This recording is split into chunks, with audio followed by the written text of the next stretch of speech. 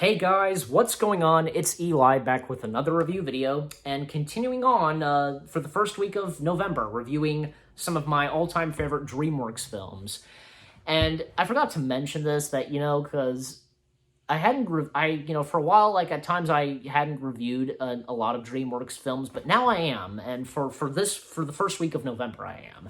So I forgot to mention that in my last review, the first one earlier today, so that's right. I am reviewing none other than Rise of the Guardians, based on, of course, the book by the same name by, oh gosh, what's the author's name again? Crap. What was his name again?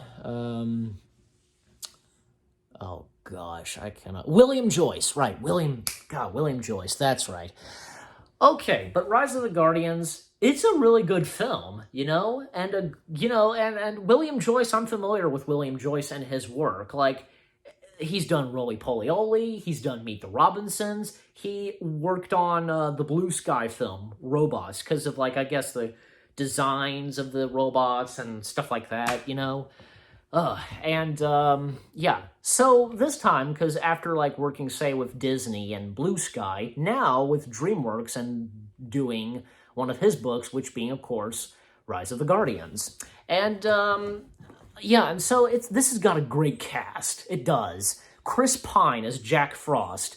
Hugh Jackman as the Easter Bunny. Alec Baldwin as Santa Claus. Well, like, say the Easter Bunny is named Bunny Mund, and Santa Claus named North.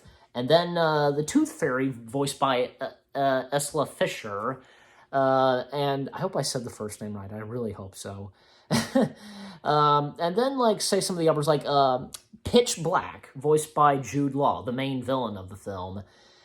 Yeah, and this film's got a good cast, as I said, and, because, like, and even, like, say with Alec Baldwin, because he's voicing Santa, but I don't think you couldn't even, if you could or couldn't tell if it's him voicing Santa, because Santa in that, like, has a Russian accent, and God, does Alec Baldwin does it so good with doing a Russian accent, and man, you've gotten so used to, like, hearing his regular voice, like, when he's been in other movies or narrated Thomas, but this time, like, him doing a Russian accent, just wow, I remember reading about this, like, before Chris Pine, Leonardo DiCaprio was considered to be voicing Jack Frost, but dropped out near the beginning of the production, and thus Chris Pine voicing Jack Frost. You know what? Chris Pine was a good choice anyways, and Hugh Jackman, well, because we know he's Australian, and, and the Easter Bunny being Australians, perfect.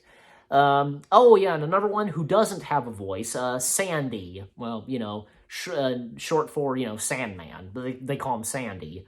And everything about this film is great. Like, we get to know about Jack Frost's backstory. We get to, like, and we see how these, like, legendary figures are, where they live and so on. And apparently one thing is, like, their leader, I don't know, is, of course, the moon itself. Like, it guides them, and, and stuff like that. Tells them what to do, or just something. Stuff like that, And the kids in the film, like there's, I think one of them, yeah, Jamie Bennett, if I'm right, like, voiced by Dakota Gayo. I don't even know how you say it. And there's Monty, voiced by Jacob Bentrid. I hope I said that right. But yeah, that just, it's either, I can't remember which kid it was, but, I'm trying to remember, like, some funny stuff here and there. Well, not to mention, because, remember the elves? Like, is it me, or, like, were the elves trying to be, like, the minions of that film? That's what I'm wanting to guess. That's what I thought. I think even my parents thought of the same thing, too. I think specifically my mom and I. And then, because, like, with Pitch Black, and it seems as at this point, like, people, like, the kids are starting to think that they're not real and such, the legendary figures, and even, like, a funny sequence where Santa, the Easter Bunny, Jack Frost, and Sandman, they have to collect the teeth, It's pretty funny, like, the Easter Bunny would leave out eggs, and Santa would leave out, a Christmas tree and presents. It's pretty funny stuff. Not to mention, like, one battle with Pitch Black and, like, Sandy being killed. You think he's dead. You think he's defeated. He's dead at first, but later on in the film, he's back. You know, he's okay. But yeah, I thought that Rise of the Guardians was really good. I can't remember if I did see this in theaters. I don't know. But I do know this. I will say this. This was the final holiday film that Roger Ebert had ever reviewed, if you guys know Roger Ebert. And he gave it a good review, as I heard. I read this, and it was the last holiday film he gave a review on. And this film was also in dedication to William Joyce's daughter. So, you know, and I think, well, there was even one movie from Blue Sky, and that I believe, yeah, William Joyce did work on as well, which was Epic. And one of the main characters of Epic was named after his daughter, so very sweet and touching. So, you know, I can tell, I'm sure his daughter was a sweet and charming daughter, so, you know, a charming girl, I should say. But, you know, with all that being said, Rise of the Guardians is great. I love this film. It's really good DreamWorks film, and I'm giving this a 10 out of 10 as well.